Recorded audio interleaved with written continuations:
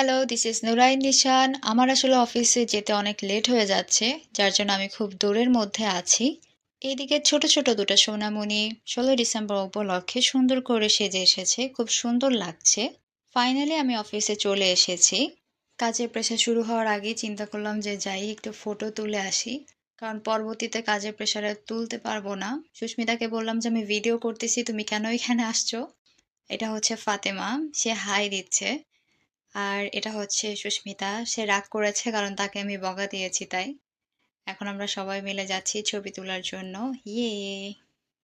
১৬ই ডিসেম্বর উপলক্ষে পার্কে এবার খুবই কমভাবে সাজানো হয়েছে। কারণ এর আগের বছরগুলোতে অনেক সুন্দর করে সাজানো হয়েছে। এখন দেখলাম যে সবাই বায়োস্কোপ দেখে পাগল হয়ে গেছে। যারা হচ্ছে আমার মতো পুরান আমলের মানুষ তারা বায়োস্কোপ অনেক পছন্দ করে, আমি জানি সেটা। আমাকে হচ্ছে মিনা কার্টুন দেখিয়েছে, যার জন্য আমি এত এক্সাইটেড বলার বাহিরে। ছোটবেলায় এভাবে এক হাতে পতাকা আর এক হাতে বাবার হাত ধরে পুরা স্মৃতিসৌধ শুধু ঘুরে বেড়াতাম। জানি না তখন কেন ওই জিনিসটা সবথেকে বেশি ভালো লাগতো।